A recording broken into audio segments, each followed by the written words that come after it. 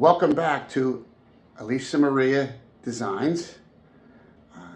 If you are a member or a subscriber, I thank you very kindly for being a member of or subscribing to my wife, Elisa Maria Designs channel. This is the husband, John, and today we are reading Chapter 3 of the great Peter Benchley's Jaws. It's really a great book. I've been reading ahead, guys. I'm not going to lie, and it's very well written. So, at any rate, without any further ado, Chapter 3, Jaws. Several minutes passed before Brody felt well enough to stand, walk back to his car, and call for an ambulance from the Southampton hospital. And it was almost an hour before the ambulance arrived and the truncated corpse was stuffed into a rubber bag and hauled away. By 11 o'clock, Brody was back in his office, filling out forms about the accident. He had completed everything but cause of death when the phone rang. "Carl Santos, Martin," said the voice of the coroner. "Yeah, Carl. What have you got for me?" "Unless you have reason to suspect a murder, I'd have to say shark." "Murder?" said Brody. "I'm not suggesting anything. All I mean is that it's conceivable, just barely, that some nut could have done this job on the girl with an axe and a saw. I don't think it's a murder, Carl. I've got no motive, Don't bugger vista. I don't think it's a murder, Carl. I've got no motive, no murder weapon, and unless I want to go off into left field, no suspect. Then it's a shark. And a big bastard, too. Even the screw on an ocean liner wouldn't have done this. It might have cut her in two, but..." "Okay, Carl," said Brody. "Spare me the gore. My stomach's none too hot already." "Sorry, Martin. Anyway, I'm going to put down shark attack. I'd say that makes the most sense for you two, unless there are, other considerations." "No," said Brody. "Not this time. Thanks for calling, Carl." He hung up, typed shark attack in the cause of death space on the forms, and he leaned back in his chair. The possibility that other considerations might be involved in this case hadn't occurred to Brody. Those considerations were the touchiest part of Brody's job, forcing him constantly to assess the best means of protecting the common weal without compromising either himself or the law. It was the beginning of the summer season, and Brody knew that on the success or failure of those 12 brief weeks rested the fortunes of Amity for a whole year. A rich season meant prosperity enough to carry the town through the lean winter. The winter population of Amity was about 1,000. In a good summer, the population jumped to nearly 10,000. And those 9,000 summer visitors kept the 1,000 permanent residents alive for the whole year. Merchants, from the owners of the hardware store and the sporting goods store and the 2 gas stations to the local pharmacist, needed a boom summer to support them through the winter, during which they never broke even. The wives of carpenters, electricians, and plumbers worked during the summer as waitresses or real estate agents to help keep their families going over the winter. There were only 2 year-round liquor licenses in Amity, so the 12 weeks of summer were critical to most of the restaurants and pubs. Charter fishermen needed every break they could get. Good weather, good fishing, and above all, crowds. Even after the best of summers, Amity winters were rough. 3 of every 10 families were on welfare. Dozens of men were forced to move for the winter to the North Shore of Long Island, where they scratched for work, shucking scalps for a few dollars a day. Brody knew that one bad summer would nearly double the relief rolls. If every house was not rented, there wouldn't be enough work for Amity blacks, most of whom were gardeners, butlers, bartenders, and maids. And 2 or 3 bad summers in a row, a circumstance that fortunately hadn't occurred in more than 2 decades, could create a cycle that could wreck the town. If people didn't have enough money to buy clothes or gas or ample food supplies, if they couldn't afford to have their houses or their appliances repaired, then the merchants and service firms would fail to make enough to tide them over until the next summer. They would close down, and Amity citizens would start shopping elsewhere. The town would lose tax revenue, municipal services would deteriorate, and people would begin to move away. So there was a common, though tacit, understanding in Amity, born of the need to survive. Everyone was expected to do his bit to make sure that Amity remained a desirable summer community.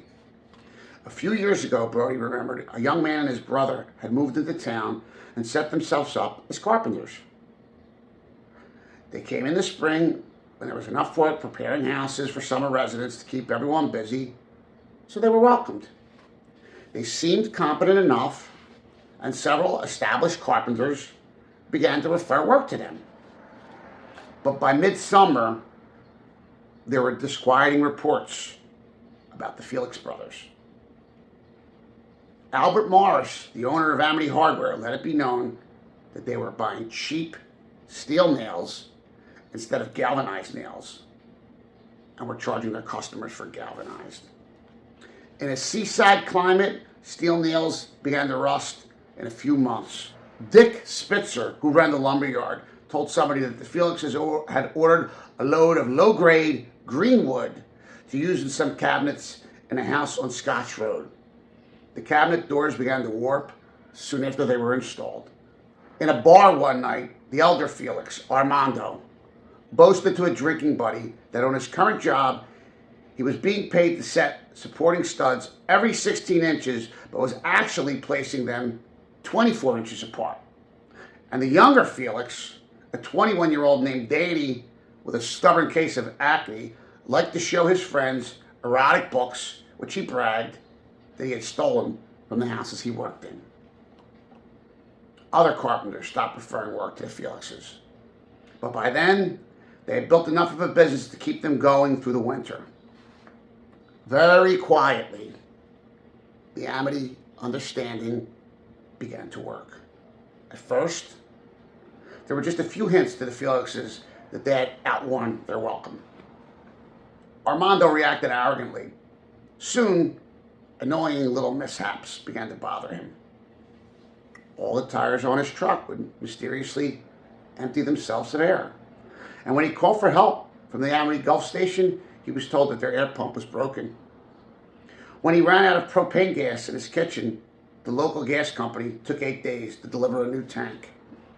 His orders for lumber and other supplies were inexplicably mislaid or delayed. In stores where once he had been able to obtain credit, he was now forced to pay cash.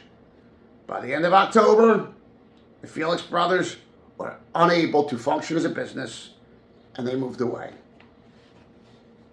Generally, Brody's contribution to the Amity understanding, in addition to maintaining the rule of law and sound judgment in the town, consisted of suppressing rumors in consultation with Harry Meadows, the editor of the Amity Leader, keeping a certain perspective on the rare, unfortunate occurrences that qualified as news. The previous summer's rapes had been reported in the Leader, but just barely, as molestations, because Brody and Meadows agreed that the specter of a black rapist stalking every female in Amity wouldn't do much for the tourist trade. In that case, there was the added problem that none of the women who had told the police they had been raped would repeat their stories to anyone else. So, if one of the wealthier summer residents of Amity was arrested for drunken driving, Brody was willing, on a first offense, to book him for driving without a license. And that charge would be duly reported in the Leader. But Brody made sure to warn the driver that the second time he was caught driving under the influence, he would be charged, booked, and prosecuted for drunk driving. Brody's relationship with Meadows was based on a delicate balance. When groups of youngsters came to town from the Hamptons and caused trouble, Meadows was handed every fact, names, ages, charges lodged. But when Amity's own youth made too much noise at a party, the leader usually ran a one-paragraph story without names or addresses, informing the public that the police had been called to quell a minor disturbance on, say, Old Mill Road.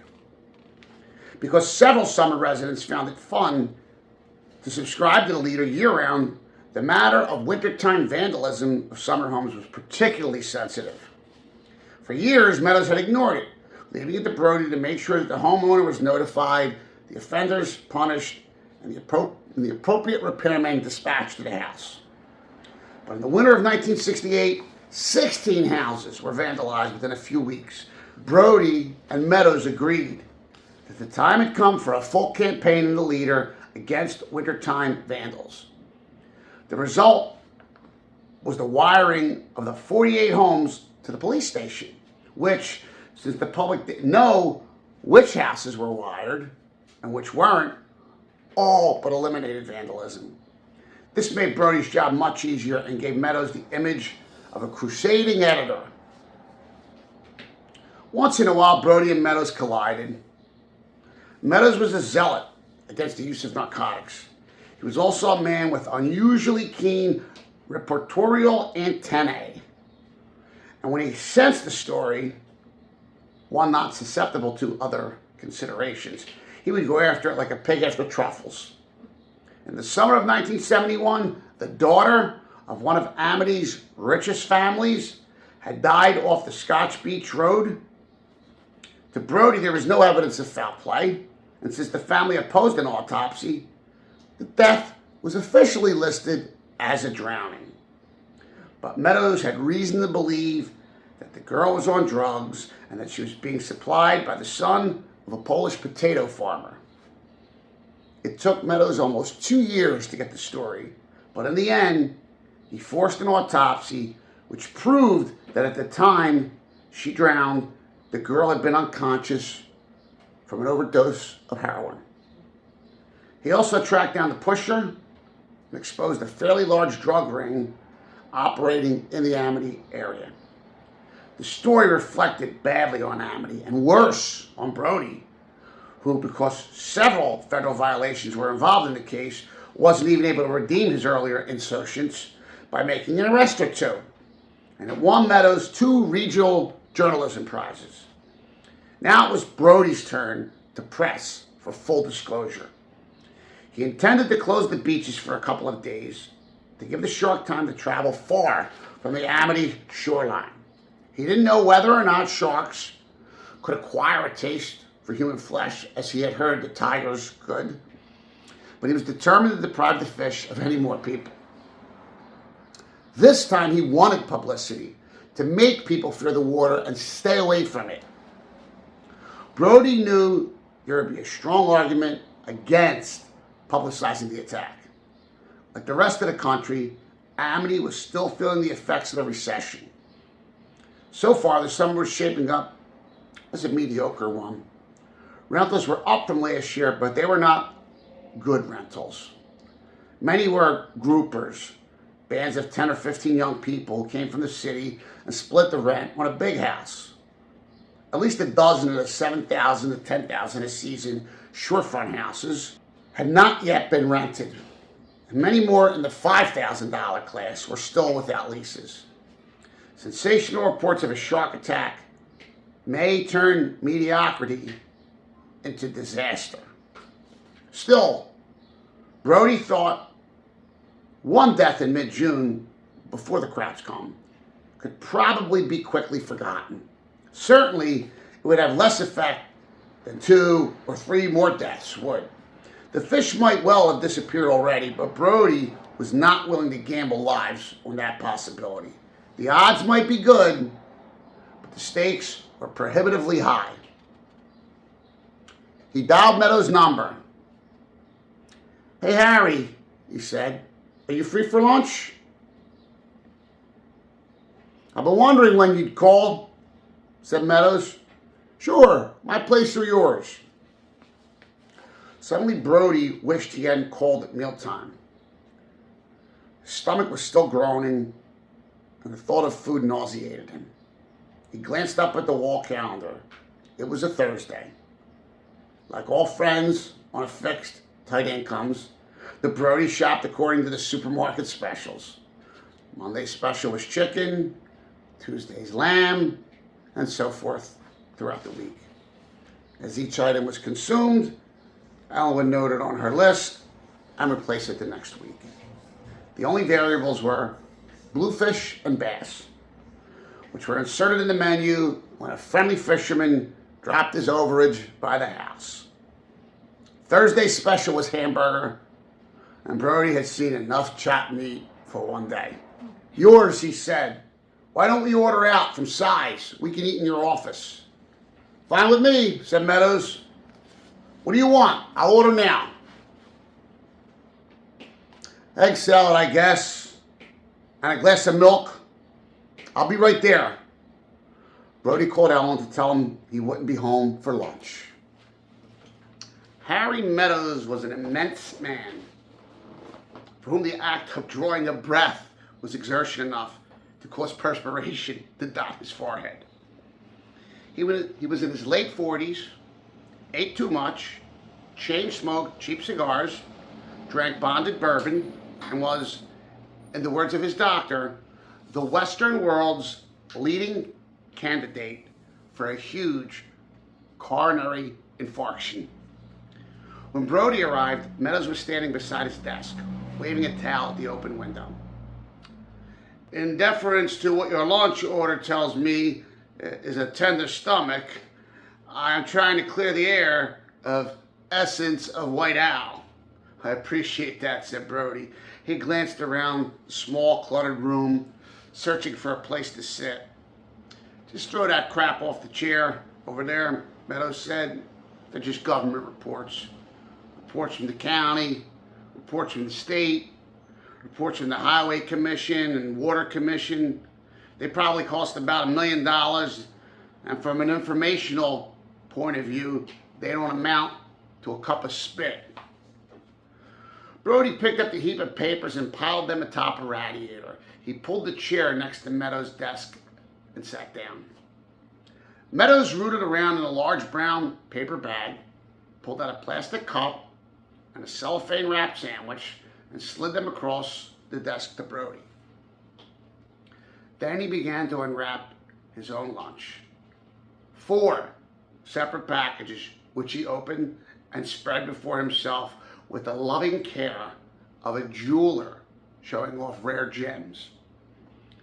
A meatball hero, oozing tomato sauce, a plastic carton filled with oily fried potatoes, a dill pickle the size of a small squash, and a quarter of a lemon meringue pie. He reached behind his chair from a small refrigerator, withdrew a 16-ounce can of beer. "Delightful," he said with a smile as he surveyed the feast before him. "Amazing," said Brody, stifling an acid belch. "Abso-fucking-lutely amazing.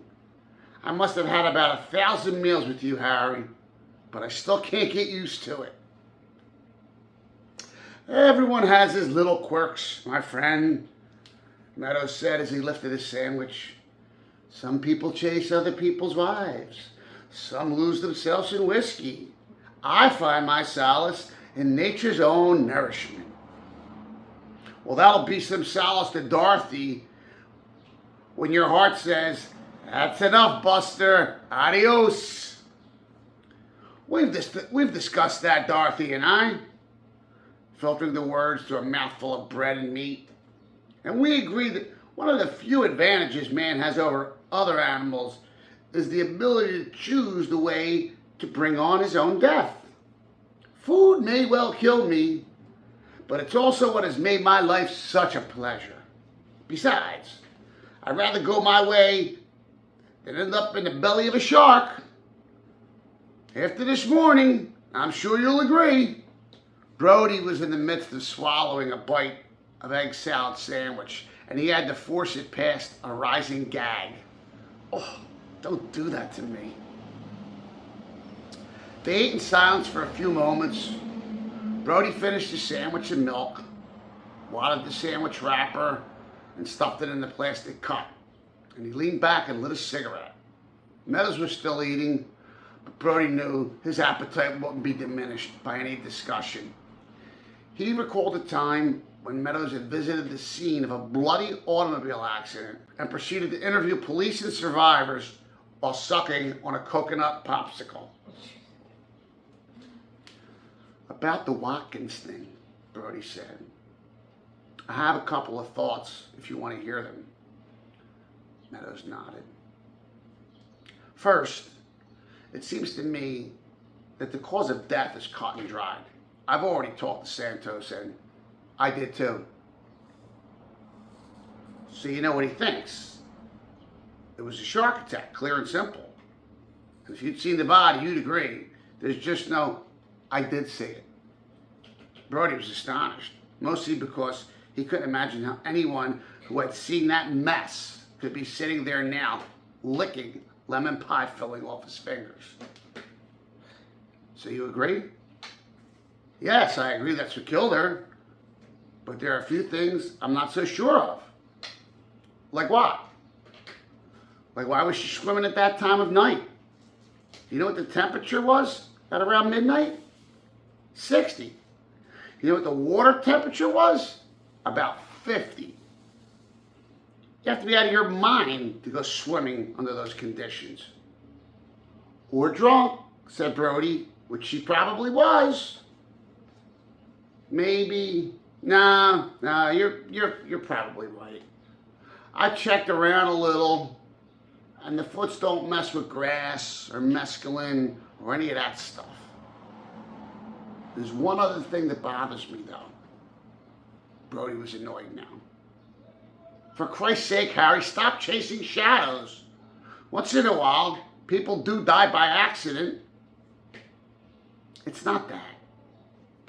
It's just that it's damn funny that we got a shark around here when the water's still this cold. Is it? Maybe there are sharks who like cold water. Who knows about sharks? There are some. There's the Greenland shark, but they never come down this far. And even if they did, they don't usually bother people. Who knows about sharks? I'll tell you this. At the moment, I know a hell of a lot more about them than I did this morning.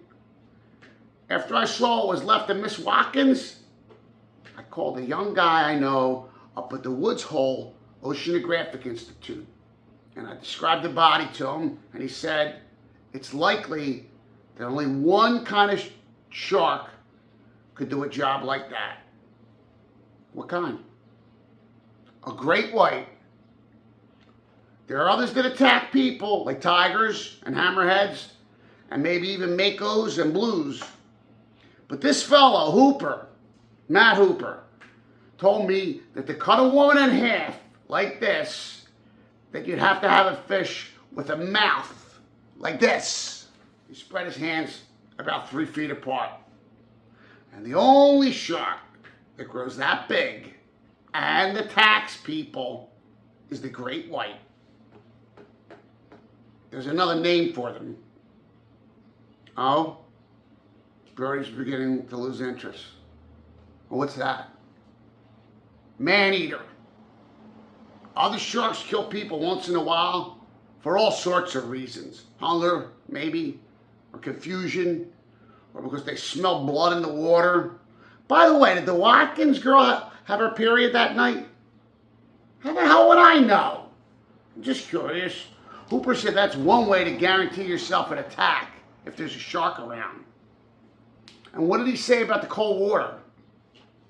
That it's quite common for a great white to come into water this cold. Some years ago, a boy was killed by one near San Francisco. The water temperature was 57.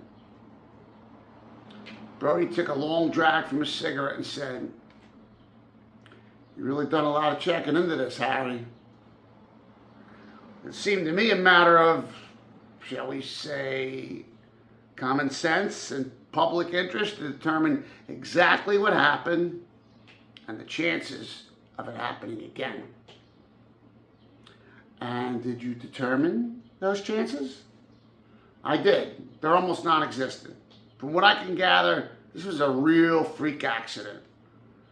According to Hooper, the only thing good about great whites is that they're scarce.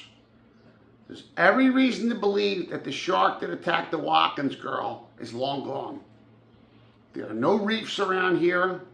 There's no fish processing plant or slaughterhouse that dumps blood or guts into the water. So there's nothing at all to keep the shark interested. Meadows paused and looked at Brody, who returned his gaze silently. So it seems to me, Martin, that there's no reason to get the public all upset over something that's almost sure not to happen again. Well, that's one way to look at it, Harry.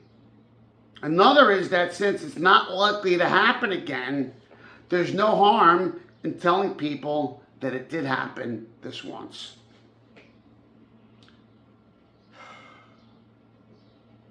Journalistically, you may be right. But I think this is one of those times, Martin, when we have to forget the book and think of what's best for the people. I don't think it would be in the public interest to spread this around. I'm not thinking about the townspeople. They'll know about it soon enough. The ones that don't know about it already. But what about the people who read the leader in New York or Philadelphia or Cleveland? You flatter yourself. Balls, you know what I mean. And you know what the real estate situation is like around here this summer. We're right on the edge.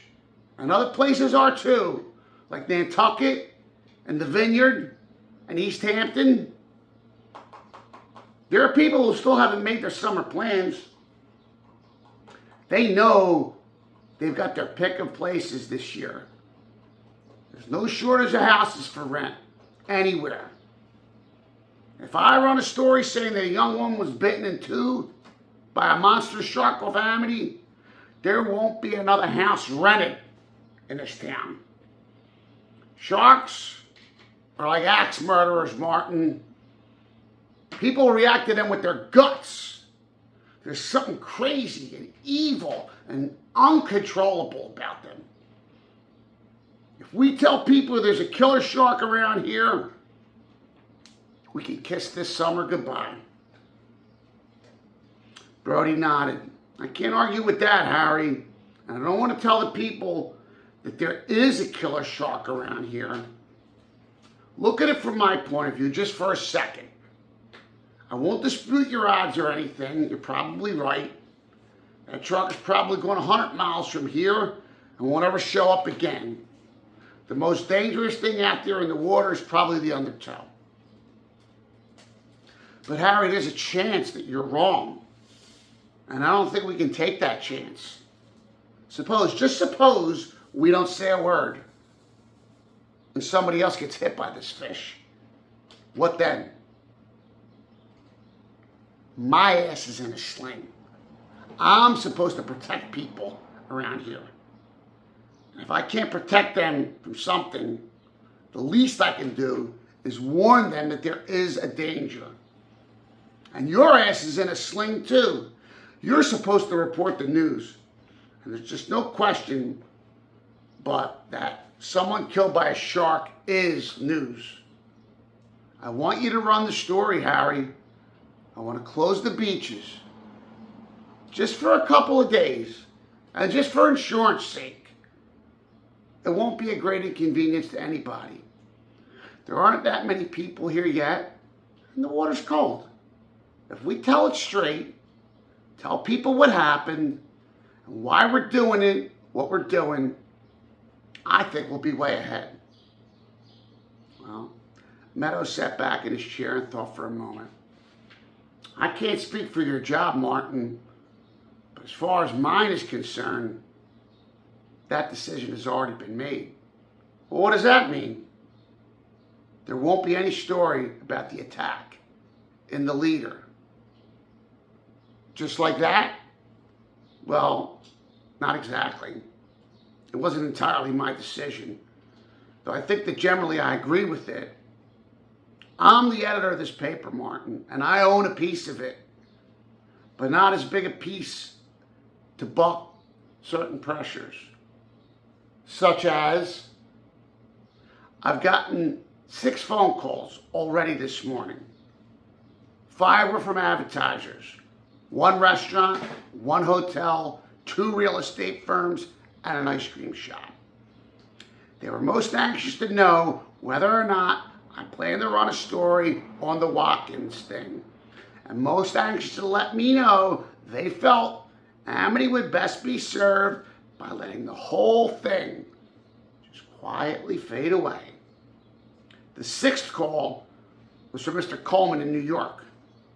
Mr. Coleman, who owns 55% of the Leader. It seems Mr. Coleman had received a few phone calls himself. And you want to know what he said? He told me there would be no story in the Leader. I don't suppose he said whether the fact that his wife is a real estate broker had anything to do with this decision. No, said Meadows, that never came up. Figures. Well, Harry, where does that leave us? You're not going to run a story, so as far as the good readers of the Leader are concerned, nothing ever happened. I'm going to close the beaches and put up a few signs saying why. Okay, Martin, that's your decision. But let me remind you of something. You're an elected official, right? Just like the president, for 4 thrill-filled years, elected officials can be impeached. Is that a threat, Harry? Meadows smiled. You know better than that. Besides, who might be making threats? I just want you to be aware of what you're doing before you tinker with the lifeblood of all those sage and discriminating souls who elected you. Brody rose to go. Thanks, Harry. I've always heard it's lonely here at the top. What do I owe you for lunch? Forget it. I couldn't take money from a man whose family will soon be begging for food stamps. Brody laughed. No way. Haven't you heard? The great thing about police work is the security. 10 minutes after Brody returned to his office, the intercom buzzer sounded and a voice announced, "The mayor's here to see you, Chief." Brody smiled. The mayor. Not Larry Vaughn, just calling to check in. Not Lawrence Vaughn of Vaughn and Penrose Real Estate, stopping by to complain about some noisy tenants. But Mayor Lawrence P. Vaughn, the people's choice, by 71 votes in the last election. Send his honor in, Brody said. Now, Larry Vaughn was a handsome man in his early 50s, full head of salt and pepper hair, and a body kept trim by exercise. Though he was a native of Amity, over the years he had developed an air of understated chic. He made a great deal of money in post-war real estate speculation in Amity, and he was the senior partner, some thought the only partner, since no one has ever met or spoken to anyone named Penrose in Vaughn's office, in the most successful agency in town. He dressed with elegant simplicity, timeless British jackets, button-down shirts, and Norwegian loafers. Unlike Ellen Brody, who had descended from summer folk to winter folk, unable to make the adjustment, Vaughn had ascended smoothly from winter folk to summer folk, adjusting each step of the way with grace. He was not one of them, for he was technically a local merchant, so he was never asked to visit them in New York or Palm Beach. But in Amity, he moved freely among all but the most aloof members of the summer community, which of course did an immense amount of good for his business. He was asked to most of the important summer parties, and he always arrived alone. Very few of his friends knew that he had a wife at home, a simple, adoring woman who spent much of her time doing needlepoint in front of her television set. Now, Brody liked Vaughn. He didn't see much of him during the summer, but after Labor Day, when things calmed down, Vaughn felt free to shed some of his social scales. And every few weeks, he and his wife would ask Brody and Ellen out to dinner at one of the better restaurants in the Hamptons. The evenings were special treats for Ellen, and that in itself was enough to make Brody happy. Vaughn seemed to understand Ellen. He always acted most graciously, treating Ellen as a clubmate and comrade. Vaughn walked into Brody's office and sat down. "I just talked to Harry Meadows," he said. Vaughn was obviously upset, which interested Brody. He hadn't expected this reaction. "I see," he said. "Harry doesn't waste any time. Where are you going to get the authority to close the beaches? Are you asking me as the mayor, or as a real estate broker, or out of a friendly interest, or what, Larry?" Vaughn pressed, and Brody could see he was having trouble controlling his temper. "I want to know where you're going to get the authority, and I want to know now." "Officially, I'm not sure that I have it," Brody said. "There's something in the code that says I can take whatever actions I deem necessary in the event of an emergency. And I think the selectmen have to declare a state of emergency. I don't imagine you want to go through all that rigmarole. Not a chance."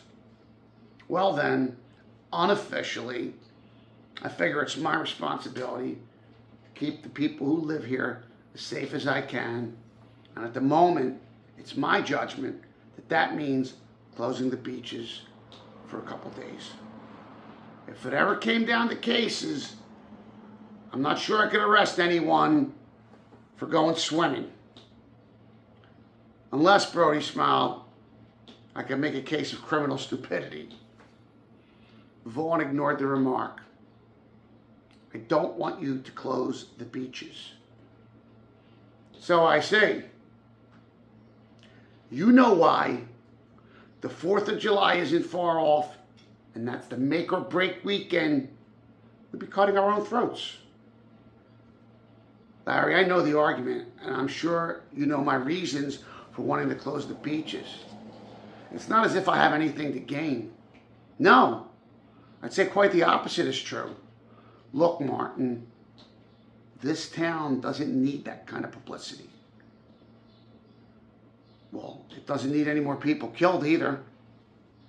"Nobody else is going to get killed, for God's sake.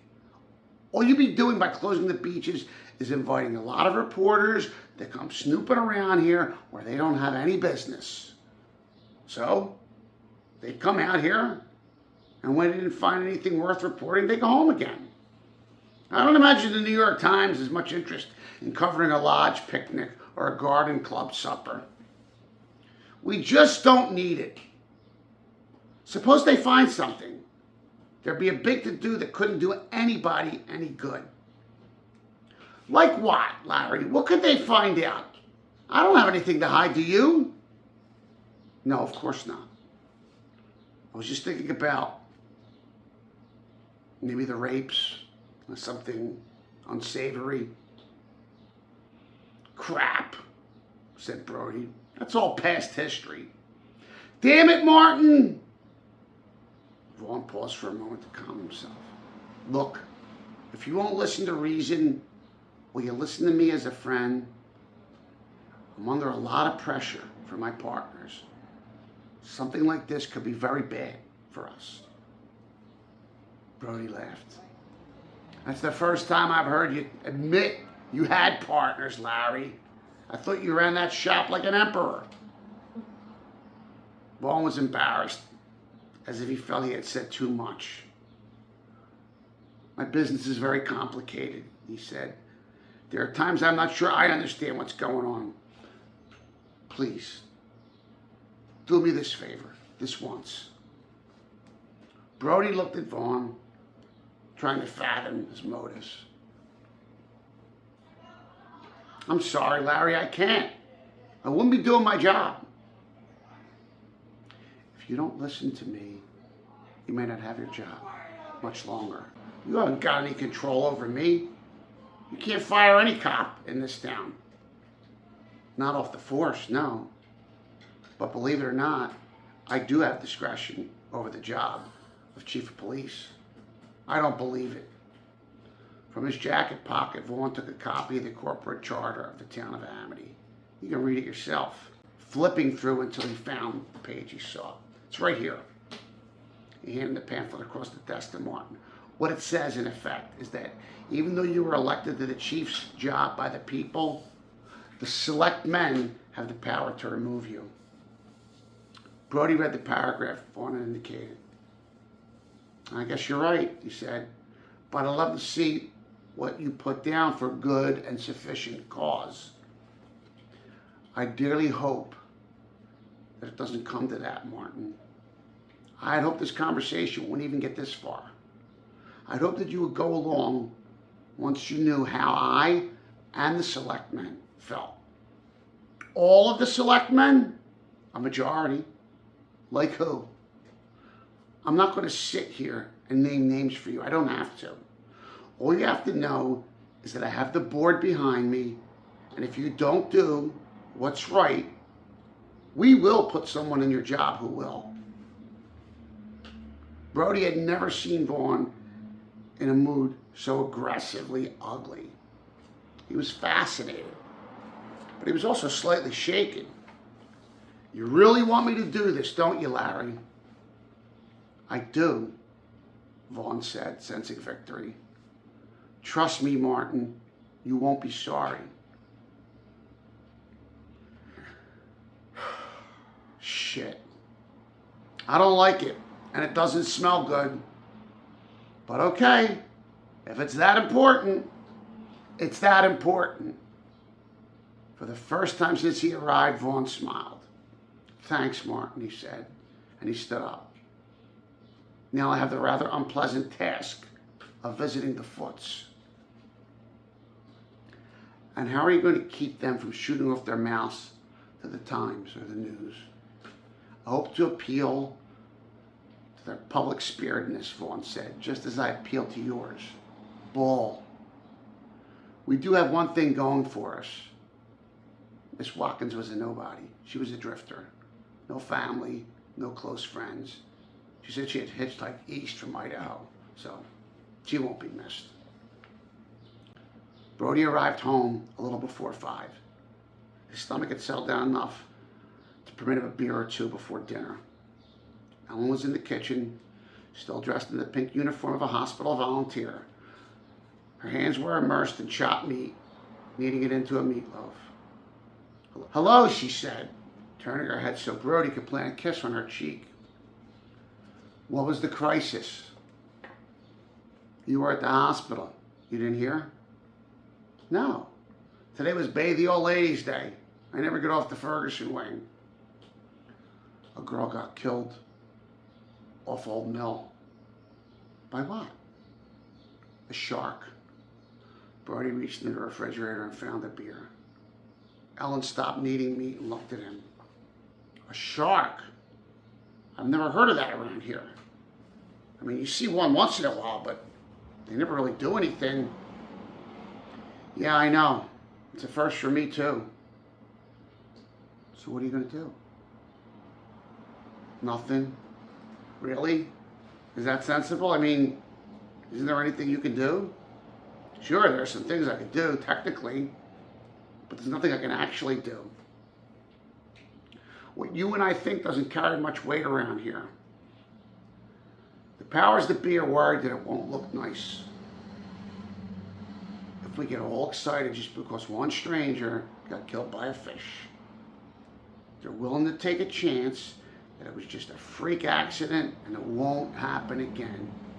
Or rather, they're willing to let me take the chance, since it is my responsibility. What do you mean, the powers that be? Well, Larry Vaughn, for one. Oh, I didn't realize that you had talked to Larry. He came to see me as soon as he heard I planned to close the beaches. He wasn't what you'd call subtle about telling me he didn't want the beaches closed. He said he'd have my job if I did close them. I can't believe that, Martin. Larry isn't like that. I didn't think so either. Hey, by the way, what do you know about his partners? In the business? I didn't think there were any. I thought Penrose was his middle name or something like that. Anyway, I thought he owned the whole thing. Well, so did I, but apparently not.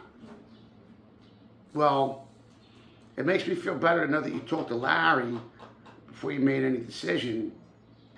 He tends to take a wider, more overall view of things than most people. He probably does know what's best. Brody felt the blood rise in his neck, and he said simply, crap. And he tore the metal tab off his beer can, flipped it into the garbage can, walked into the living room to turn on the evening news. From the kitchen, Ellen called. Oh, I forgot to tell you. You had a call a little while ago. Who from? He didn't say. He said to tell you you're doing a terrific job.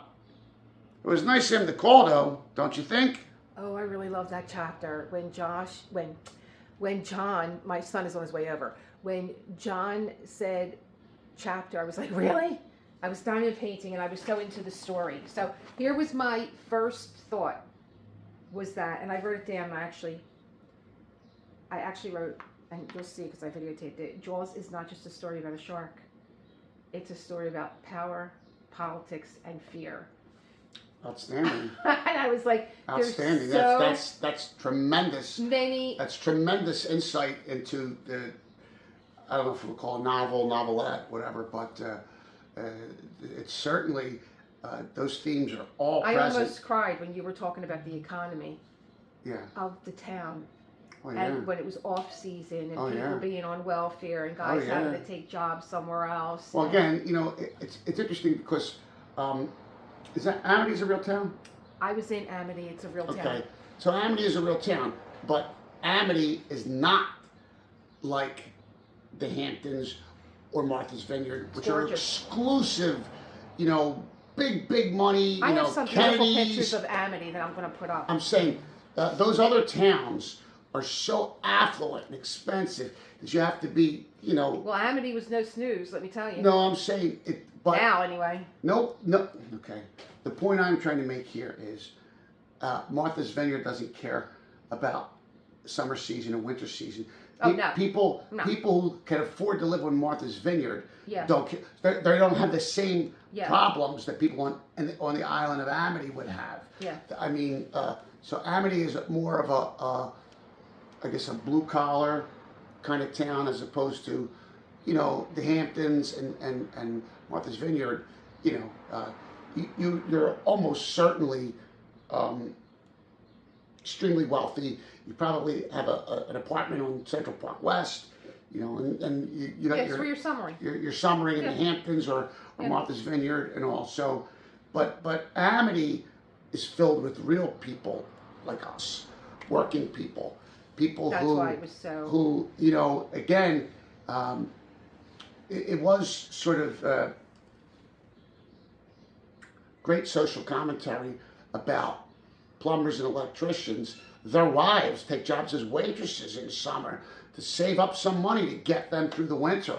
If it's Yeah, they're shopping specials. I mean, like I wrote down like how many themes are relevant to today. Like it was just so raw on the surface, you know, of like and another thing because we see it here too to a degree. Not really. It's not really.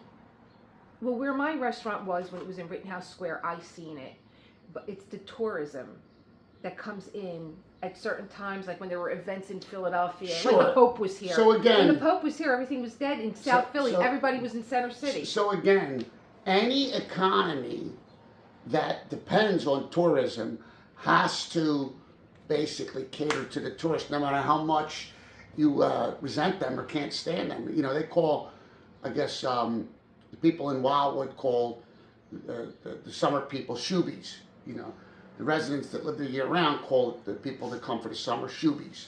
Yeah. And so there's this natural class and I want to say class resentment, but it's also it's not just class; it's political resentment. I think it's the nature of man, although it's not the nature of this man. You know, tribalism and collectivism is you know, it's everywhere. Yeah. And so, you know, whether it's and it's the haves versus the have-nots, the you know, the Houthis and the whoever, you know, we gather in tribes, and for whatever reason, you know, there's resentment, there's hatred among tribes, and all the current political climate, in my opinion, I find it's a little off base, because when you talk about rights and individual rights, there is no such thing as collective rights. There's no such thing as the rights of a tribe or a group. Only individuals have rights, and so which means that the smallest minority is an individual. So anyway, what else you got? Come on. So I am trying to think of like what's coming next in the book, and I had gotten ahead of myself in chapter 2 about, you know, the mayor and all that. But anyway, that's just like the tourism is going up against the truth right now. Yes. So again, you know, it's also, I think, you see that it's also very well layered in that, you know, basically Brody, who was a good and honest man and a good police chief, has an arrangement with the editor of the paper to listen. What you know, was Meadows. Meadows. Right. So we're not going to, you know, put stuff that portrays our town in a bad light.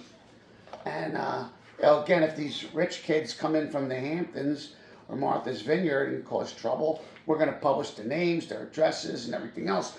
But if our kids do something, we're just going to have minor disturbance. Police were called. Yeah. Just because again, the whole economy of the town is predicated on summer season and the tourism. And it's clashing. The economy is clashing with public safety. And don't forget this. I believe the time period that this book is set in is probably set in the early 70s, or because, you know, they talk about there's a couple context clues to let you know when this is taking place. They said something about Ellen Brody getting pregnant in the back seat of Martin Brody's 48. So you know, in 1948 they were young kids. They were maybe 18 years old. She said that wasn't true, but again, that would mean they were born in 1930, and they're in their 40s now. So right, Martin's just a little over. Old, right, so he was born in around 1940. He's a little over 40. So it's, you know, it's something. I think it's supposed to be set in the 70s, but at any rate. So, and when we get introduced to Meadows, we get introduced to Hooper. Hooper is the, of course, Hooper is. He's coming. Hooper is the character portrayed by Richard Dreyfuss in the film. Right. The oceanographer that knows all about sharks and stuff like that. So yes, we find that he just mentioned Hooper, that he called him to find out more information the about the shark. sharks. So that was the first introduction to the character of Hooper, who we all know will be, playing a big part in the story as the story goes So on. we know that the economy is clashing with public safety, and that their tourism is up against the truth, and fear is becoming its own character now too, where it's influencing decisions and facts. It is fear, but again, it's there's that. Fear is definitely a character in this. I like the fact book. that, was it Meadows that said a shark is like an axe murderer? Yes. It hits people in the gut. Well, so that's fear. That the horrible fear that you feel in your belly. Town down. Yeah. But I'm saying that is fear. But so is the fear that we'll have a bad summer season and we won't make it through the winter. That's also a fear. It's not the same kind of feir. It's so a different why variation. do you think, because I have my own speculation on this, why do you think that people resist the truth? Well, when they're looking at danger. Isn't it obvious? Brody's looking at the danger here, and he's facing the truth. Brody's a good man. It is obvious. Brody's a good man, and Brody takes his job and his responsibilities seriously. So his reasoning is, listen, just to be on the safe side, we should shut the beaches down for a couple days. But you can't, because it's like telling somebody there's an axe murderer running around. That's what Meadows is telling him. It's like it's not just a little thing. It's like saying, they broke out of prison right down the street from you or something, Yeah. Like again, that's something again Stay in your house. that they've if you don't see it as much anymore, but in like the 50s and 60s, inmates getting out of a prison would terrify the whole countryside around that prison. I mean, again, Truman Capote in Cold Blood, Dick and Perry, that's those guys, they brutalized and killed the farm family. But, I think that that's a real source of fear that is useful as a story arc and to put fear in the minds and the hearts of the readers of their story. Yep. So this shark is in my opinion, way above, inmates getting out of the prison. So my thought was, why do people why would you it's so interesting to me that he can write both sides of this story, Peter Benchley, which we want to talk about him a little bit somewhere down the road, because I've been doing my own background. Like my subscribers and members know that when I love an artist that I'm diamond painting, I go down a rabbit hole and I tell you everything about their life from the day that they were born until the day they died, if they died. But I don't understand your supposed confusion. No, it's not confusion. Well, it's like, my confusion is because I'm like you. If this is the truth, I'm not going to be guided by, but their fear, this is my speculation, their fear of having a lousy summer is bigger than the fear of a great white shark that might be eating people. Well, you're right. That's why people resist the truth in the face of fear. When you say it that way, that's a good way of saying it. But I would say that, in my opinion, what this comes down to, and this is, in my opinion, the hallmark of all great novels and novelists is ethics and morality. That's right. And that's another form of fear. It's Brody's ethics and morals and values that wants him to say, let's close the beaches to be safe. Do the right thing. And then let the people Meadows and Larry Vaughn, the mayor, say, listen, they literally put the gun to his head. We'll fire you and get someone else. And he knows what he's going to have to face if something happens and they're going to say, you knew. Why didn't you do something about it? Their fear just runs around. It's not just the shark in the water. There's so much fear. And I'm sure now you're probably going to see, if you came home and told me, oh, you didn't hear what happened? You were at the hospital. Oh, no, I never got off the old lady ward, someone was killed and it was a shark attack. Let's get back to Jaws now. We're worried. Let's get back to Jaws. So we were getting back to, fear. Fear is running rampant in this story in all different levels. I think that the main conflict that's happening in the story now is Brody going against his own judgment at the beseeching of Larry Vaughn Well, and again, and it's the economy. and the you know Can't the, afford to lose his job. we'll replace you. When they say the selectmen, that just means like council people. That's just Well, that's another form of fear because right now, you know, it's just like, what do we not know that's going on? You know what I mean? Like, So wait. decisions like this could be made because there's somebody in the background not allowing you to do your job Well, listen, don't that forget. you've been elected for. I The don't want- people put you in charge. I do not want to get pulled into this rabbit hole, but I could tell you unequivocally that government leaders, they play these games where, you know, oh, we got to make the crime rate go down, and so they either dismiss cases, plea bargain Yeah, I know. cases, We got another they prom. reduce charges. So again, We had another that's- prom elected here in Philly. But so wait, let's get back to Jaws. So I think the main conflict that is occurring in the book right now is happening in Martin Brody's mind and heart because he wants to close the beaches and he's been blackmailed into not closing the beaches. And I think that's basically, you know, again, all good stories But require you're looking at it as an conflict. observer, and you're looking at, you know, the moral dilemma that he's under. It is, but I'm saying all good stories require conflict. They do, but it's another form of fear because you are looking at it as an observer, and you're thinking, oh, I love Martha's Vineyard, I love Amity, I want to go out See, but there, and you're going out there, you know. But here's the other thing: La la la. you have to put yourself I in do. the police chief Martin Brody's I am. shoes, where you know this is his job, his vocation. This is what he wanted to do, his life, and now you know he's not like To wake up. he's not a hedge fund manager or a big banker like his wife would have wanted to marry, but she is happy and proud that her husband is the man that she is, and I'm sure it's because of his decency and good Of judgment. course. So if you were Chief Brody, what would you have done?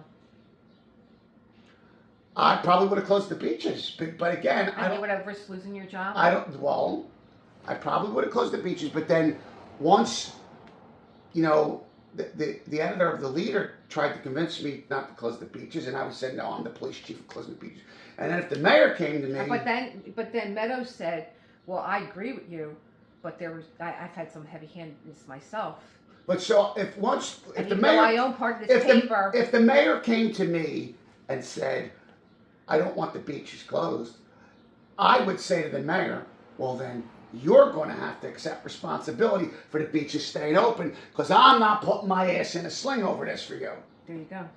All right, I actually put like, what if John was Chief Brody, what kind of energy would he have brought to the role, if any? There was another, I always ask you this, were there any lines that standed out to you? Because one really hit me, I almost started crying when you read it.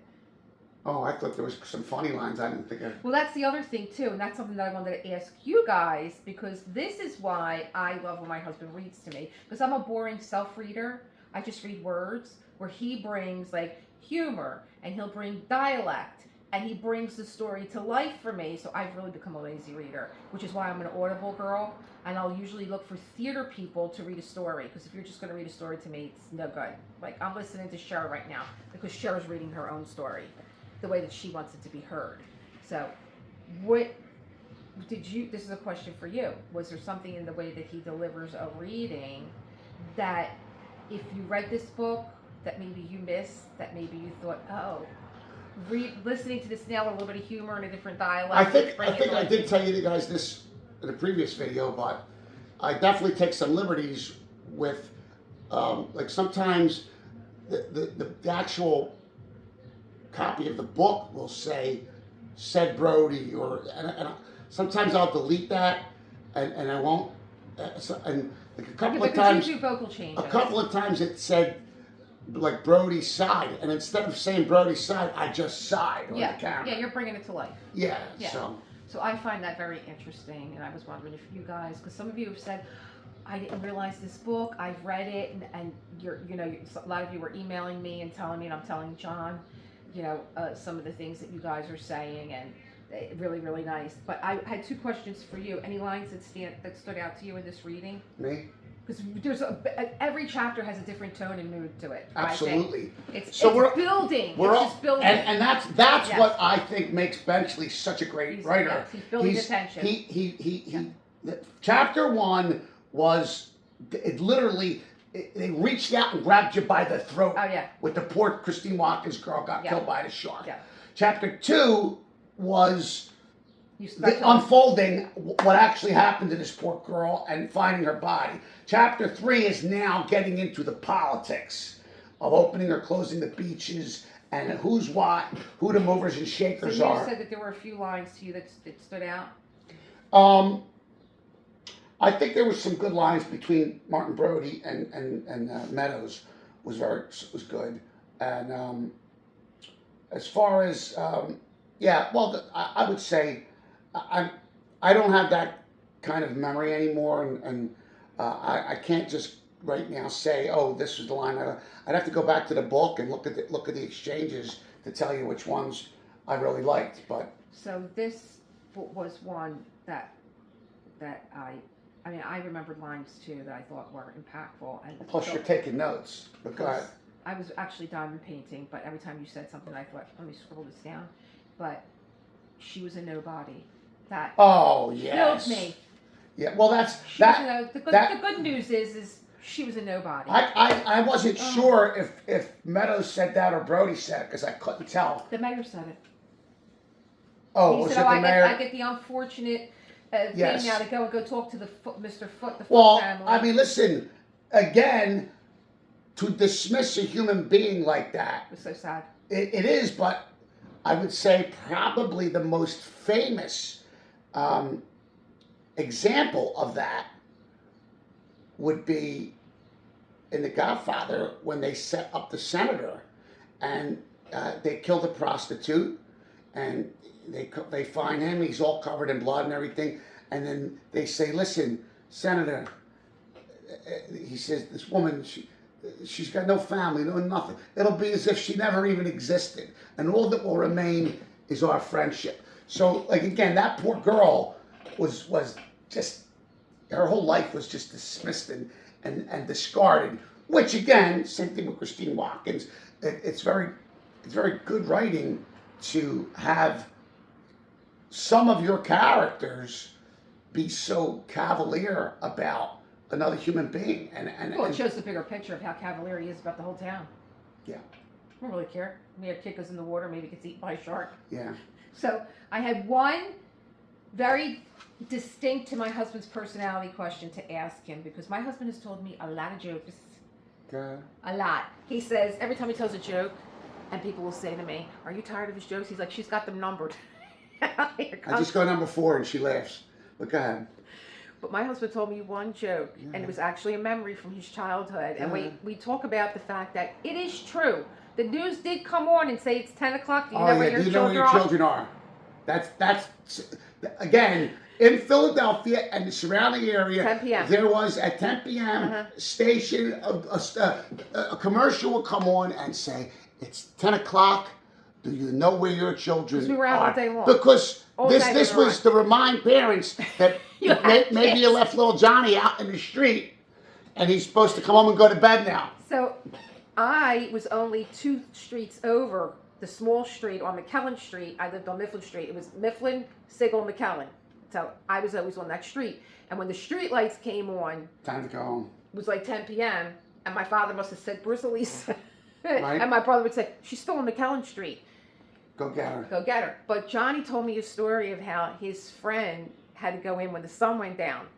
Oh yeah, And the guys, he used to tease him. Everybody, so the crew, the boys would again, the guys are just ball breakers. So they would always, when Elton John's song would come on, everybody would sing it to Richie. Don't let the sun go down on me, because he couldn't stay out after sunset. So I don't know what made me think of this story while he was reading. Now you don't have to come up with it right now. You can wait, go ahead, because I want my wife to tell you one of her best childhood stories, which is for the umpteenth time, she decided that's it. I'm out. I'm leaving home. And she packed up her little Oh, yeah. suitcase, whatever. Yeah. And she walked out the door and told her father, that's it. I'm leaving home. And her father Joe said, don't go off the street. And she said, okay. She went outside and never left the street. I said, I'm leaving. I'm done. And it's funny because my mother sent me a picture of myself when I was little, and she said, oh, I have this picture of you, and I remember the day. She said, you gave me a dissertation about something, and I said to your father, she's going to grow up and be a lawyer. 2 years old, you were giving me an argument. But I said to my dad, I'm leaving. I'm running away. And he said, don't leave the street. Don't leave the street. And she didn't. I went to the corner. There's a cheesesteak place everywhere in Philly. There was a cheesesteak place in Philly, and I went to the corner and I got a Coke and French fries, and I would sit there and I would write all my troubles down in a book. One day I was going to be a big publisher. So that story of you, and I was thinking, this is a great question for my husband. As a musician, Yeah. and this chapter, Yeah. if it had a soundtrack, what song or type of music would underscore Hold the on. rising tension Hold on. of this chapter? See if I can get this right in it. You can't do Jaws.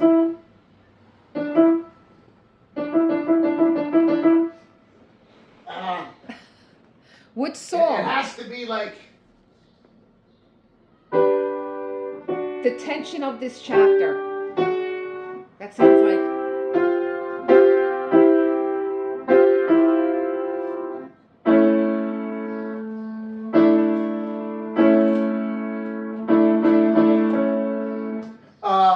Tension. What song? So Somebody missed okay, the I would assignment. say that.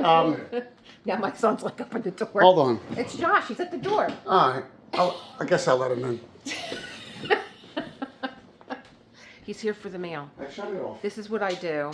I see. What's that? I'm like a hostage in my house. I have to wait for the mailman before I can go anywhere. John got up this morning and he was like, "Let's go to the museum. Let's do this." I was like, "I can't. I gotta wait for the mail." Well, the afternoon got away from us after my son came to visit, and I was just doing the editing, and we left off with what would be his song. Me, I was just like under pressure. I kept hearing that in my head when Brody was under this pressure of, his morals, wanting to close the beaches, which is the right thing to do, his job being on the line, which, it is, and, you have this pressure of like, you this is what you were elected for, this is what this is what the job is, and you want to protect the people, and you have your own family, and God forbid something happens, and you have this, like, you knew to do the right thing. And for me, there's always this belief that you're just doing the right thing, and I have this belief that it's all going to work out the way that it should work out, and it will work out. And John made a good point. I'll close the beaches, but you're going to be the one that wants to keep them open. Like, it's going to be known that you're going to be the one that wants to keep these open. But that doesn't really play out in real life like that. But anyway, so he had an appointment, and I don't want this video to wait. So we're going to have to wait until, let me see, Sunday for John to tell us what song would you choose. So I'm going to carry that over into the next chapter. I really enjoyed this chapter. It was a long one. And thanks for being here. And the questions for you that are still posed that I asked you, what was it? Being, if you're a reader, I think the first time that John read to me, I was just like, oh, is that how you're supposed to read a book? Because he did. He read to me, his first thing that he read to me was of missing persons, where my tagline came from. Was it of missing persons? Yeah, it was of missing persons. And I was like, oh, is that how you were supposed to, is that how you read? Like, you read like that in your mind? Like, you read these characters? Like, you hear their voices like that? And he really brought reading to life for me. But I'm still inaudible unless he's reading to me. I really don't sit and read a book because I'm a boring reader. So for you, do you read that way? Or is this like an epiphany to you too? Like, oh, yeah, that really brought that book to life for me. I know most of you have said you've read the book, and somebody else said they read it a lot. and they've read it like, some people. My husband reads the same book at least once a year. He reads plenty of books at least once a year. I am going to be married 4 years in December, and I have seen him pull the same book. I'm like, you've read that book already, and I've seen you read it 2 or 3 more times. But he loves it, and it's probably because he loves the reading. He loves how he's reading it, and it's brought to life for him, and he loves the writer, and I do. I'm taking a lot of notes because I really want to. I've already done some background on Peter Benchley that I think is really interesting. I've also done a little background reading on the story, the factual story of this shark attack, which happened in New Jersey, and what the book is based on. And I also thought it was interesting too, and I didn't say that when I was talking to John, I was really shocked in the book when it came when they explained the economy. I don't think that they did that in the movie. I don't remember. I'm trying not to watch the movie. I don't want the movie in my head. I don't want to watch the movie until after all this is over. But I don't remember that in the movie. I just remember like this. For me, watching it as a kid, it was like, oh yeah, this is where we go. We go to Wildwood. It's kind of like that. Or maybe I was just too young to grasp it. But I don't think that they brought that out in the movie about how much the town was really dependent upon the beaches not being closed. Because not just because it was a town that people went to go vacation, but because so many jobs and so much money was at risk. I didn't remember that, and I liked hearing about it in the book, even though it was very sad. Anyway, so I will see you in the next one. I am hoping that I have enough energy to go upstairs and do what I should have done today, because when John decides that he wants to read, then we get the next chapter. And I had on my desk today, which was a Whip and Tip Wednesday. So here comes the boy now. I'm going to say goodbye before he starts talking again. I'm just closing out the video because you couldn't decide on what your music would be. I still don't have anything. I told them already you're going to get it next week. Bye.